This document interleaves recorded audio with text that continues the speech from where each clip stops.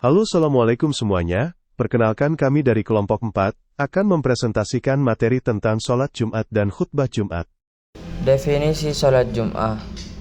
Sholat Jum'ah ialah sholat 2 rakaat dengan berjamaah yang dilaksanakan sesudah khutbah pada waktu zuhur di hari Jumat. Sholat Jum'ah ialah sholat wajib atau fardu ain yang dilaksanakan oleh setiap muslim laki-laki setiap minggunya pada hari Jumat. Di dalam surat Al-Jum'ah ayat 9 sudah dijelaskan. Bismillahirrahmanirrahim.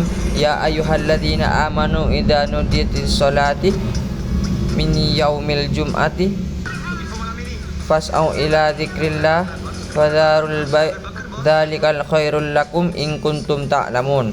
Yang artinya, wahai orang-orang yang beriman, apabila seruan melakukan sholat pada hari Jumat telah dikumandangkan, segeralah mengingat Allah dan tinggalkanlah jual beli, yang demikian itu lebih baik bagimu jika kamu mengetahui. Hukum sholat Jumat adalah fardu ain wajib bagi setiap muslim laki-laki yang sudah dewasa, merdeka, tidak menjadi hamba sahaya, dan bermukim tidak sedang dalam perjalanan jauh. An-Thariq bin Sahyani qala Rasulullah sallallahu alaihi wasallam, al-jum'atu haqqun wajib ala kulli muslimin fi jama'ati illa arba'atan abdan mamlaukan au amratan au sobiyan au maridon. Rawahu Abu Daud. Artinya, dari Thariq bin Syihab berkata, Rasulullah SAW bersabda, sholat Jumat itu hak yang wajib dilakukan oleh setiap muslim secara berjamaah, kecuali 4 golongan: hamba sahaya, perempuan, anak-anak, dan orang sakit.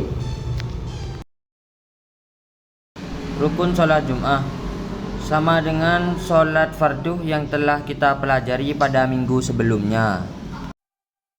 Allahu Akbar, Allahu Akbar, Allahu Akbar, Allahu Akbar.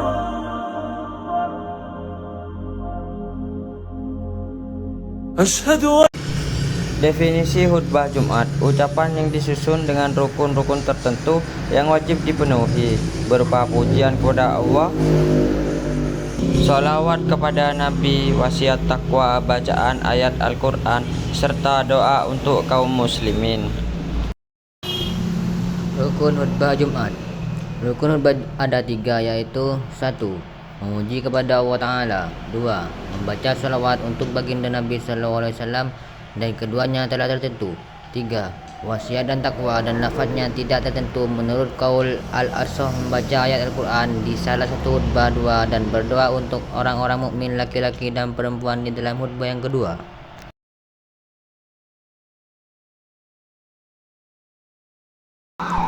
Syarat khutbah Jumat. Yang pertama, seorang khatib disyaratkan harus bisa memberikan pendengaran rukun-rukun khutbah kepada 40 jamaah yang bisa mengesahkan sholat Jumat. 2. Disyaratkan harus muwallah di antara kalimat-kalimat khutbah dan di antara 2 khutbah.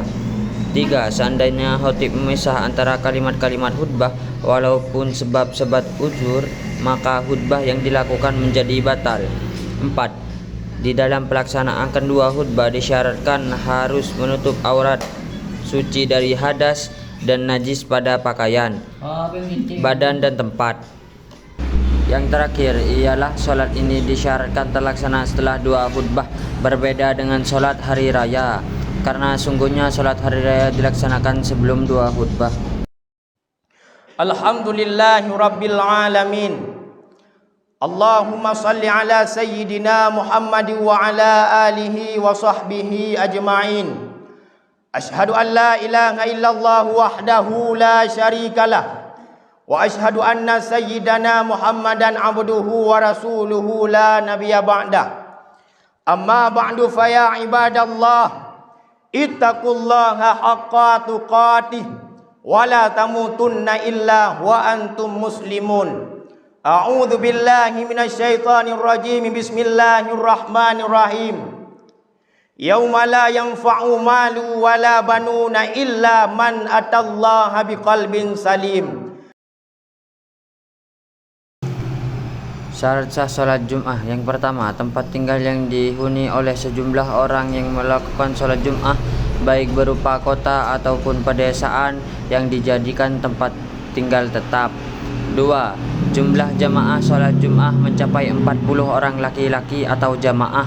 3. Waktu pelaksanaan masih tersisa, yaitu waktu sholat duhur. Sunnah sholat Jum'ah. Pertama, yaitu mandi bagi orang yang hendak menghadiri sholat Jum'ah, baik laki-laki ataupun perempuan. Yang kedua, merdeka atau budak, orang mukim atau musafir. Yang ketiga, memakai wangi-wangian. Yang keempat, mengenakan pakaian berwarna putih dan lain-lain sebagainya. Larangan sholat Jumat. Larangan bagi orang yang sedang melaksanakan rangkaian sholat Jumat pada saat khatib berkhutbah karena dapat membuat sholat Jumatnya menjadi sia-sia. Larangan yang dimaksud sebagai berikut: bercakap-cakap, apalagi bercanda, datang ke masjid setelah iqamah, menegur orang dengan bersuara, membaca Al-Quran ketika khatib berkhutbah, membaca buku ketika khatib berkhutbah, tidak menyimak apa-apa selain yang disampaikan oleh khatib. Weh, solatmu piye ngono iki engko? Sujute piye?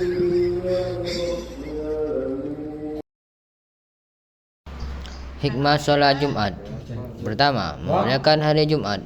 2. Menguatkan tali silaturahmi. Berkumpulnya umat Islam dalam masjid merupakan salah satu cara untuk mencari barokah Allah Subhanahu wa taala. 3. Dengan sering berjemaah di masjid bisa menambah semangat bekerja kita karena melihat orang-orang yang semangat beribadah di masjid. 4. Melipat gandakan pahala kebaikan. 5. Membiasakan diri untuk disiplin terhadap waktu.